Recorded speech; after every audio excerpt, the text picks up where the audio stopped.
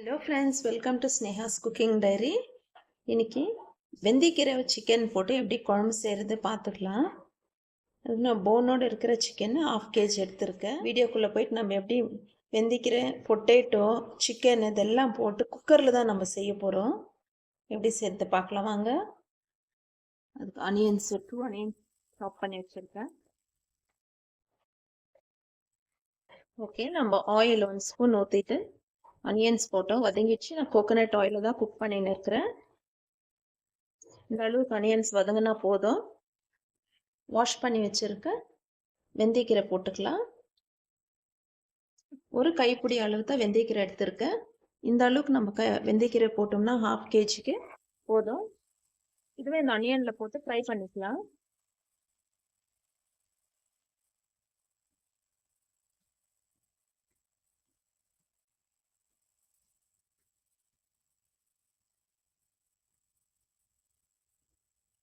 இந்த ஆனியன் வெந்தயக்கீரை இந்த ஆயிலே இது ஃப்ரை ஆகணும்.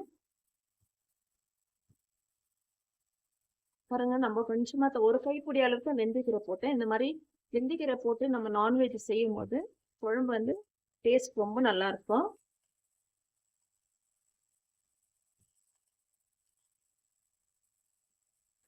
இன்னும் கொஞ்சம் வதங்கட்டும். மஞ்சள் தூள் போட்டுக்கலாம்.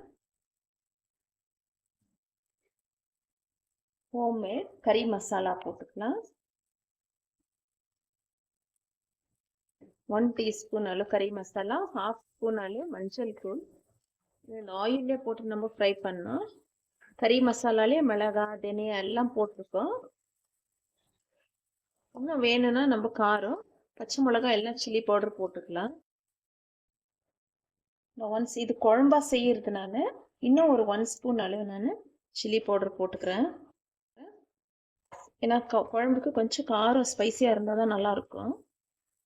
மற்றபடி கறி மசாலாலே நம்ம மிளகாய், தனியா, மிளகு, சீரகம், சோம்பு எல்லாம் போட்டிருக்கோம்.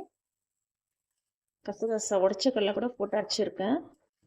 கறி மசாலா எப்படி செய்யறதுன்னு வீடியோ அப்லோட் பண்ணியிருக்கேன் ஃப்ரெண்ட்ஸ், அதையும் போய் வாட்ச் பண்ணுங்கள். ஓகே, இந்த அளவுக்கு இது வதங்கிடுச்சு. இப்போ நம்ம எடுத்து வச்சுருக்க சிக்கன் போட்டுக்கலாம்.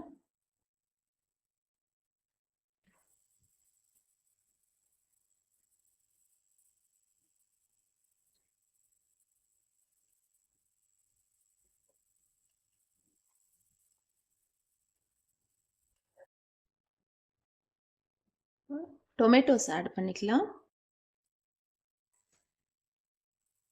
நான் பிக் சைஸ் 2 டொமேட்டோ எடுத்து கட் பண்ணி வச்சுருக்கேன். அவ்வளோதான். நம்ம மஞ்சள் தூள், கறி மசாலா, மிளகாய் தூள் இவ்வளோ தான் போட்டோம். இதுவே போதும் மசாலா. இதுக்கு உப்பு போட்டு கொஞ்சம் தண்ணி ஊற்றிக்கலாம்.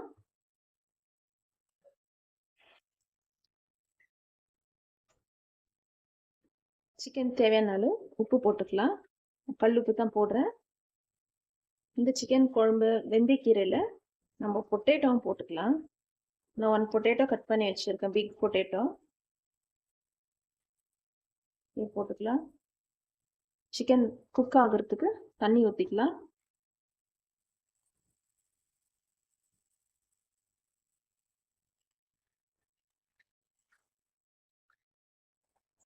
நம்ம கசூரி மெத்தி போடுவோம். அதுவும் வெந்தயக்கீரை வந்து நல்லா ட்ரையான வெந்தயக்கீரை தான் கசூரி மெத்தின்னு சொல்கிறோம். நம்ம இந்த மாதிரி பச்சை கீரை வாங்கி வந்து போட்டப்போ இது வந்து வேறு மாதிரி ஒரு டேஸ்ட் நல்லா இருக்கும். கீரை இருந்துச்சுன்னா இந்த மாதிரி ட்ரை பண்ணி பாருங்கள் ஃப்ரெண்ட்ஸ். ஓகே, இந்த அளவுக்கு சிக்கன் முழுகிற அளவுக்கு நம்ம தண்ணி ஊற்றணும். ஊற்றிட்டு குக்கர் நம்ம க்ளோஸ் பண்ணிக்கலாம். கறி லீவ்ஸ் ஒரு ஃப்ளேவருக்காக போட்டு நம்ம குக்கர் க்ளோஸ் பண்ணிக்கலாம். குக்கர் ஸ்டீம் வந்ததும் வெயிட் போட்டு 10 மினிட்ஸ் விடலாம். ஸ்டீம் வந்ததும் நம்ம வெயிட் போடணும். நம்ம குக்கர் வெயிட் போட்டோம். ஸ்டீம் வந்ததும் வெயிட் போட்டாச்சு. மீடியம் ஃப்ளேமில் வச்சுருக்கேன். நெக்ஸ்ட் இது 10 மினிட்ஸ் ஆகட்டும். அப்புறம் நம்மளுக்கு சிக்கன் குழம்பு ரெடி ஆகிடும். நம்மளுக்கு குழம்பு ரெடி ஆயிடுச்சு. சிக்கன் குழம்பு வித் பொட்டேட்டோ, வெந்தயக்கீரை ரெடி ஆயிடுச்சு. நம்ம போட்ட மசாலா, பொட்டேட்டோ, வெந்தயக்கீரை சிக்கன் இதெல்லாம் ஒரு கிரேவி மாதிரி ஆயிடுச்சு. நீங்கள் விருப்பப்பட்டால் லாஸ்ட்டில் கேஷ்யூ நட் பேஸ்ட் கூட போட்டுக்கலாம். கேஷ்யூ நட் மிக்சியில் போட்டு நல்லா ஃபைன் பேஸ்ட் அரைச்சிட்டு ஊற்றிக்கலாம். இல்லை தேங்காய் பால் ஊற்றிக்கலாம், தேங்காய் அரைச்சி ஊற்றிக்கலாம், சர்வ் பண்ணிக்கலாம்.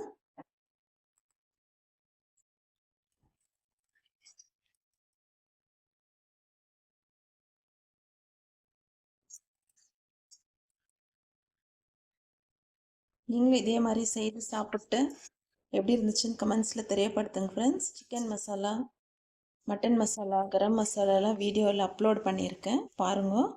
இந்த மாதிரி நம்ம கிரேவி செய்யும்போது கிரேவி மசாலா போட்டு நம்ம செஞ்சோம்னா நம்மளுக்கு டைமும் சேவ் ஆகும், டெலிஷியஸாகவும் இருக்கும்.